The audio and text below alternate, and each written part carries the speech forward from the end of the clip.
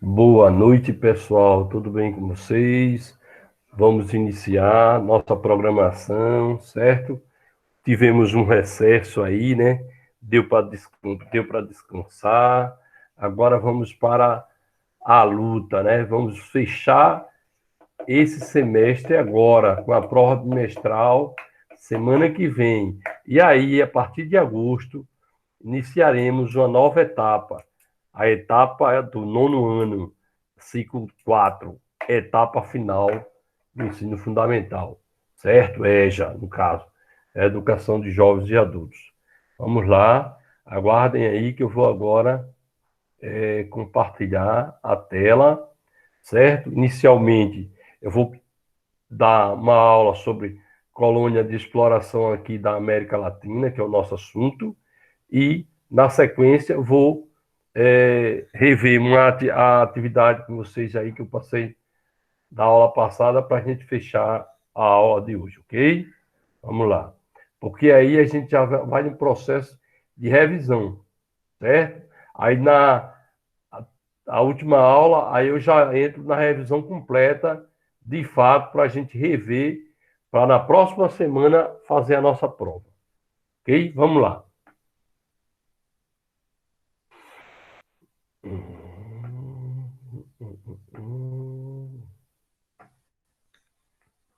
Pronto. Estão vendo aí?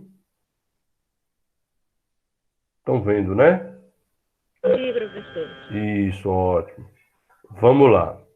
Certo? Então, a América Latina é o nosso objeto de estudo agora, porque a gente já trabalhou a América anglo-saxônica. Estamos trabalhando o continente americano, né? A gente viu que na América anglo-saxônica foi colônia de povoamento, né? Dos países hoje que se destaca como desenvolvidos no continente americano, que é Canadá e Estados Unidos, certo? Vamos lá. Boa noite, Yara. Continuando, vamos lá. Certo? Vamos lá. Então, o que é que acontece? Esses países foram de colônia de povoamento, Estados Unidos e Canadá. Por quê? Porque eles passaram por um processo só de construção e as pessoas que iam para lá iam num processo de construir, de viver ali. Por isso, colônia de povoamento. Os ingleses, né? No caso do Brasil, junto com os países da América Latina, certo? Junto com os demais países da América Latina, vimos, né, que houve outro processo, o processo de colônia de exploração, certo? Helena quer dizer alguma coisa, Helena? Oi, dá boa noite a Boa todo boa mundo, noite. a Boa você, noite. desejar um bom retorno, né, para todos Obrigado, obrigado, nós. obrigado. E, como eu lhe falei, professor, desde sexta-feira que eu faço convite aos alunos, lembrando do começo, do recomeço das aulas. E ontem eu já coloquei que a gente está na semana de revisão agora, e a próxima semana é a semana de prova, não é isso? Isso, porque ontem, como foi a assiduidade ontem? Os Ontem alunos. Ontem eu só dei boa noite no grupo e fui ligar para os alunos do nosso É, conselho. Lembra? Passei a noite isso, ligando ontem. Então, não lembro, entrei lembro. assim ao vivo, mas houve aula sim. Fabrício, Túlio, professor de matemática, eles deram aula. Eu não sei lhe dizer o quantitativo, Certo, mas vamos fazer a nossa parte, né? Vamos com certeza. animar, Vamos vamos embora, fazer, né, aquilo que com já estamos certeza. fazendo. E desejar aí, quem está hoje aqui conosco? Eu, você e mais dois alunos somente, né? Roseline e Moisés. Pois é, Rosângela, agorinha, eu vou ligar Rosângela. agorinha Ah, para todos os alunos, como eu fiz ontem. Eu vou ligar para certo. o ciclo 4 hoje. Quatro, é. Rosângela, ela tá com a internet fraca, sem Ela, dados, com dados móveis, sem certo. conseguir. Mas o restante eu não sei. Tá É bom? Muito importante obrigado, a gente Ró. saber, né? Rosângela, Saber Helena, disso. Tá. muito obrigado. Bom, Ó, Yara entrou uma entrou, Yara. bem-vinda, Yara.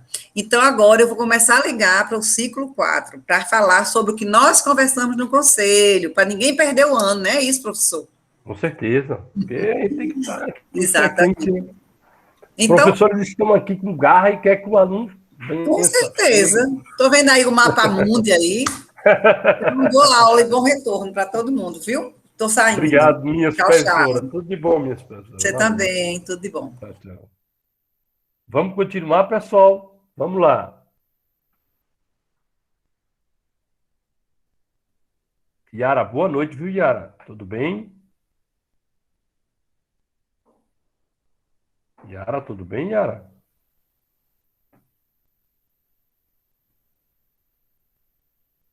Vamos lá, pessoal. Continuando a nossa programação, né? Vamos lá. Olha só. Então, o que é que acontece? O Brasil, junto com os países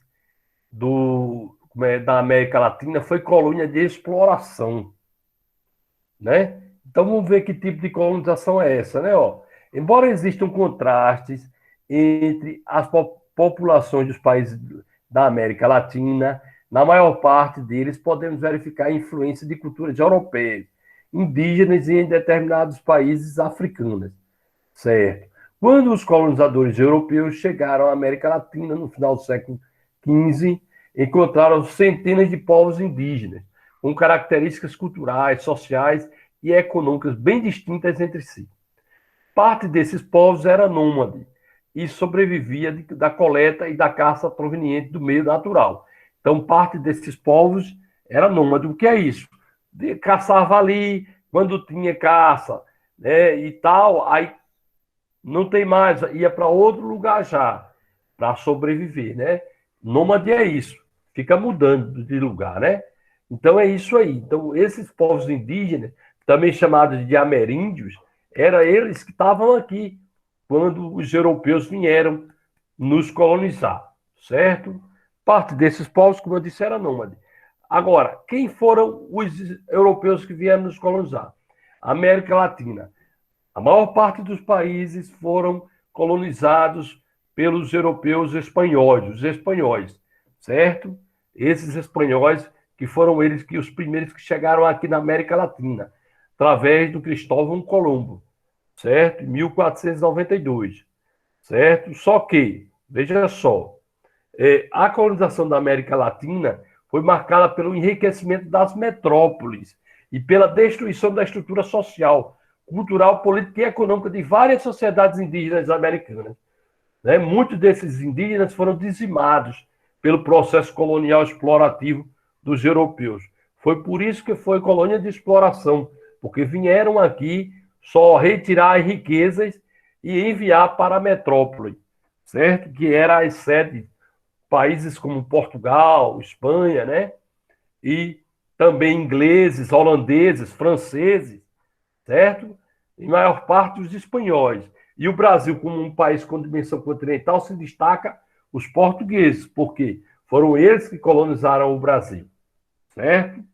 E a maioria dos demais países da América Latina foram os espanhóis, uma proporção menor holandeses e ingleses, certo? Você veja que a maioria dos países da América Latina fala o espanhol, né? Porque foram colonizados pela Espanha, certo? Então vinham aqui, extraíam as riquezas e enviavam, né? Muitas vezes exploravam o trabalho indígena, escravizaram inicialmente e também mataram muitos índios, né? Por isso chamam de genocídio indígena, né? E depois veio a escravização dos negros africanos que vieram forçados para cá, trabalhar nas fazendas. Quando os portugueses chegaram ao Brasil em 1500, a exploração das riquezas naturais desse território não ocorreu de maneira menos violenta. E muitos grupos nativos também foram dizimados. Certo? Então, veja bem, embora as nações europeias, como Holanda, França e Inglaterra, tenham fundado e mantido colônias na América Latina, o processo de colonização da região, que se iniciou no século XVI, foi principalmente dominado pelas coroas de Portugal e Espanha, como eu disse para vocês, certo?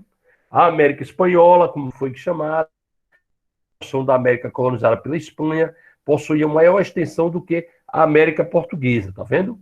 Para fins administrativos, a coroa espanhola dividiu seu território em vice-reinos e capitanias. Já a colônia portuguesa, que se expandiu com um tempo, foi dividida em capitanias, regiões administrativas, que respondiam ao governo geral da colônia, certo? Então, inicialmente o Brasil foi dividido em capitanias hereditárias. O que é isso? É lotes de terras, entregue, doado, dado, né, aos donatários, né, que eram pessoas da confiança da coroa portuguesa, para administrar essas capitanias, certo? E, vamos dizer, explorar, né, e enviar suas riquezas para Portugal, certo? Diferentemente das colônias da América anglo-saxônica, as colônias da América Latina eram de exploração, tá vendo? E as atividades econômicas, como o extrativismo e a agricultura, eram realizadas com o objetivo principal de proporcionar lucros às coroas da Espanha e Portugal. Então, os países da América Latina, eles foram colônias de exploração. Diferente do que ocorreu na América anglo-saxônica, Estados Unidos e Canadá. Esses foram colônias de povoamento e hoje, até hoje, são países desenvolvidos dentro do continente americano, certo? Então, tivemos aí algumas disputas territoriais na América Latina, né? Destaque para esses países que estão aqui, ó, Nicarágua, Venezuela, Guiana, Colômbia, Peru, Bolívia, Chile, Argentina, certo? E aí, na Nicarágua e Costa Rica, houve disputa, as nações disputam a soberania da foz do rio São João e Ilha Calheiro, entre o norte de Costa Rica e o sul de Nicarágua. Ambas já apelaram à Corte Internacional da Justiça, em Haia, mas o embate diplomático segue em curso. São algumas disputas ainda que até hoje ainda se estende, né? Se arrasta em alguns momentos, né? Em alguns lugares. Em outros, mas não, já houve até o processo diplomático, mas em outros ainda se arrasta, na América Latina. Disputa, ó, entre Chile e Bolívia, ó, disputa que remonta ao término da Guerra do Pacífico, tá vendo? Entre 1879 e 1883, após a qual seriam negociados termos de paz que cederam parte do território boliviano ao Chile e cortando o acesso boliviano ao Oceano Pacífico, que o país reivindica atualmente. Aí tem entre a Guiana e a Venezuela, certo? Envolve, né, a disputa entre as duas nações em função de áreas do território da Guiana, na região de Essequibo, reivindicadas pela Venezuela, que apela à Corte Internacional. A zona reivindicada abriga amplas jazidas de petróleo, tá vendo? Geralmente tem como pano de fundo um produto que gera riqueza, como petróleo, em algumas áreas de solo muito fértil também, que produz uma produção agrícola elevada. Então, tudo isso chama a atenção. Entre a Argentina e a Grã-Bretanha, houve esse conflito, né, que vamos lá, a Argentina reivindica até os dias atuais os territórios perdidos com a vitória britânica na Guerra de 1982, pela disputa do arquipélago formado pelas Ilhas Malvinas, que foi aquele conflito que foi conhecido como a Guerra das Malvinas, né? Ilhas Malvinas, Geórgia do Sul e Sanduíche do Sul. E a Colômbia e a Venezuela também outros que disputam aqui, os dois países que integram na mesma unidade administrativa durante o período colonial e têm histórico de conflitos, disputam um território marítimo no Golfo da Venezuela. Eles são territórios, né? Disputa geralmente por territórios, certo? Então, temos aqui algumas marcas do passado desse processo de colonização. Vamos lá, a América Latina ainda preserva elementos culturais construídos por povos pré-colombianos. O que é isso, povos pré-colombianos? Povos que viviam aqui antes de Cristóvão Colombo chegar. Por meio da observação das paisagens remanescentes, podemos descobrir aspectos que caracterizavam o modo de vida desses povos e, principalmente, identificar parte das técnicas que utilizavam na transformação e organização do espaço geográfico, tá vendo? As construções feitas pelos incas, quando comparadas às dos outros povos pré-colombianos, revelam o avanço do nível tecnológico que possuíam, sobretudo no campo da engenharia e da mecânica, tá vendo? Então, não foram só os incas, os astecas e os maias também tinham um desenvolvimento social maior do que as demais nações indígenas. Então, esses três, só que com o processo colonial espanhol, né, de exploração, houve praticamente a dizimação desses povos, né, os astecas, incas e maias, na América Latina. Aí tem aquedutos, né, mostrando aqui como era a cidade, a organização, né? Quer dizer, eram povos que se destacavam em relação aos outros, né? Os incas, né? A cidade de Machu Picchu, no Peru. Isso aqui é bem visitada ainda pelos turistas do mundo. Uma das mais expressivas heranças culturais representadas por meio de edificações nas paisagens latino-americanas é a cidade de Machu Picchu, construída na região dos Andes peruanos, pelos incas. Tá vendo? Então aqui é Machu Picchu. Ok? E aí, continuando aqui, para a gente dar um fechamento dessa parte também de revisão ainda, né? Para fechar a América Latina, certo? A população atual da América Latina, certo? A população atual da América Latina é bastante miscigenada, certo? Porém, tem alguns países que se destacam em indígenas. Após o século XV, a convivência entre europeus, indígenas e também africanos, trazidos para o trabalho escravo na América, resultou na formação de uma grande diversidade étnica, tá vendo? E cultural na população latino-americana, conforme aí mostra o quadro abaixo, certo? Ó, tá vendo? Euro-ameríndios, descendentes da miscigenação entre europeus e ameríndios, tá vendo? Ameríndios, população indígena do continente americano. Euro-africanos, descendentes da miscigenação entre europeus e africanos. E afro-americanos, população descendente de africanos no continente americano. Então, como eu disse, né, tem todo um processo de formação populacional da América Latina, certo? Então, alguns países se destacam, né, outros, como ó, a composição étnica do México, euro-ameríndios, tá vendo? Composto, né, de muitos indígenas também, né, essa miscigenação, essa mistura, né, de raças, né, ó. Euro-ameríndios também aqui, ó, 7% na Argentina, ó, outros 8%, e a gente vai ver de europeus, espanhóis, né, de origem espanhola, né, de descendentes de espanhol, a Argentina se destaca, ó, 85%, tá vendo? De sua população, certo? Aí aqui tem outro paísinho também, ó, como o Haiti. Já o Haiti, 1% de outros, 3% apenas de europeus, e o resto, ó, 96% é de euro-africanos e afro-americanos. Né? A maioria, 96% é de composição étnica negra, né, da África, que vinha, os descendentes africanos que foram para as fazendas trabalhar como escravos. Certo? Já tem outros países como a Bolívia, certo? Que tem bastante indígenas, ameríndios, ó. Índios americanos, ó.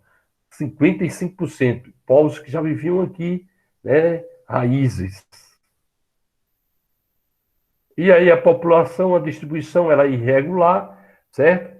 Temos na zona litorânea e próximos aos rios, né, as margens. Vocês vão ver que a cor é mais escura, concentração maior de pessoas, de população nessas áreas aqui, certo?